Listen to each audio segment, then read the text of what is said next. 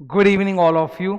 आज एक बहुत ही प्रैक्टिकल सवाल का मैं जवाब देने जा रहा हूँ। बहुत अच्छा जवाब है, बस ऐसे ही ये वीडियो नहीं बना रहा हूँ, ये बहुत ज़रूरी है।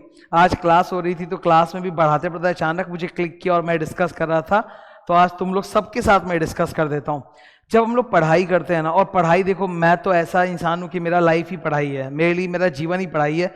ऐसा नहीं कि स्टूडेंट बनने के बाद ख़त्म हो गया। I love reading and learning, मेरे लिए एकदम ज़रूरी है। तो पढ़ाई जब हम लोग करते हैं तो एक बात तो आप मान के चलो सर कि सारा का सारा कंटेंट जो है ना वो इंटरेस्टिंग नहीं हो सकता। मतलब everything 100% content can not be interesting. 50% अगर इंटरेस्टिंग है तो 50% बोरिंग भी है।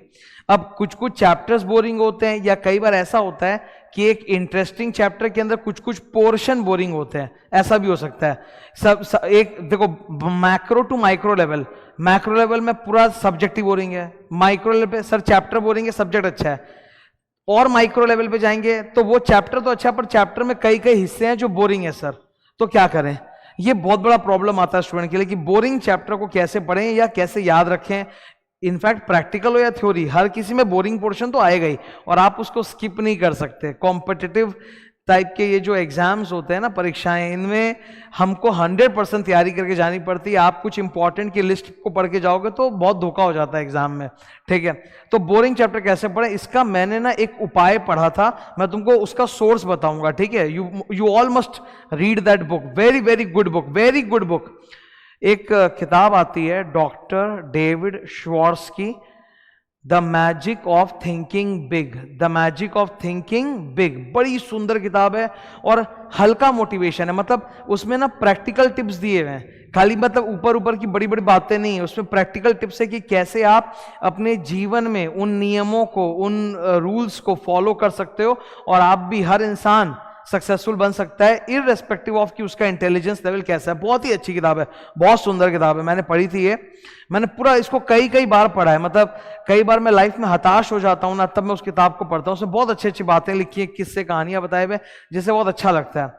तो वो किताब है तो बिजनेस के एंगल से, स्टूडेंट्स के एंगल से नहीं है वो, पर बातें आप हम लोग भी फॉलो कर सकते हैं, स्टूडेंट्स भी फॉलो कर सकते हैं। तो उसमें उन्होंने बोला कि कोई भी चीज जो आपको लगती कि बोरिंग है पर वो करना जरूरी है, नहीं तो सफलता नहीं मिलेगी, तो उसका एक तरीका है। उन्होंने इंग्लिश में बोला था, ऑब्वियसली हिज वर्ड्स आर, दो शब्द बोले थे उन्होंने, डिग डीपर, डिग DIG डीपर। अब डिग डीपर का उनका मतलब ये कि कोई भी चीज जो आपको बोरिंग लग रही है, अनइंटरेस्टिंग लग रही है, पर जरूरी करना पड़ेगा, मैं तुमको उसको स्टूडेंट के कंटेक्स्ट में बताता हूं सिंपल करके।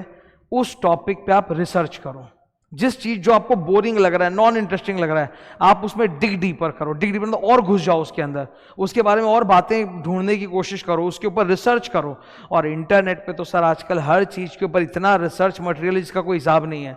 इंटरनेट तो हम सबके पास है, तो उस पर और रिसर्च करो और दिमाग लगाओ। जैसे जैसे तुम अंदर जाते जाओगे, नया नया चीज पता चलेगा ना उसी टॉपिक के बारे में, धीरे धीरे तुमको एहसास भी नहीं होगा कब वो बोरिंग से इंटरेस्टिंग बन गया।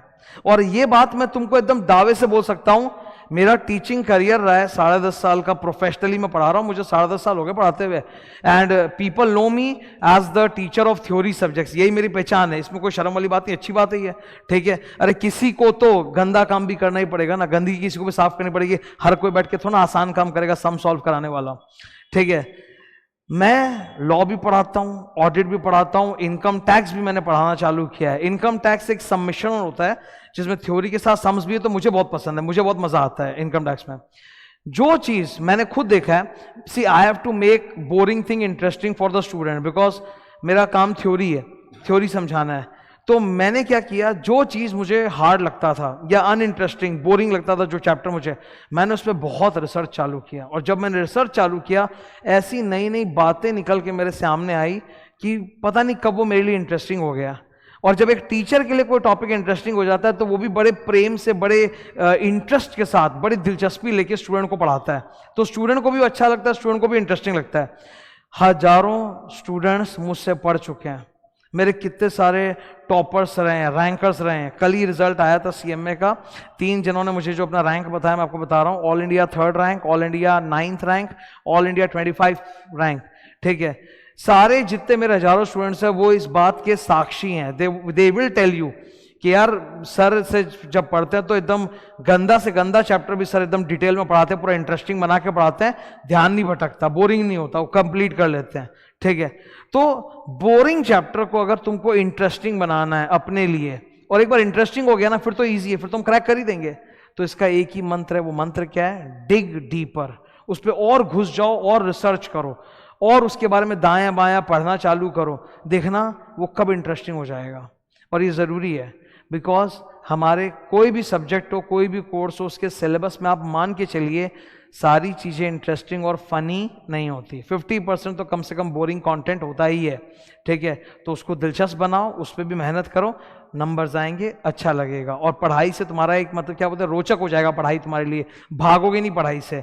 वो जो 12-14 घंटे की जो हम लोग बात करते हैं वो तुमको बकवास नहीं लगेगा, मजा आएगा करने में, खुशी महसूस होगी। Thank you.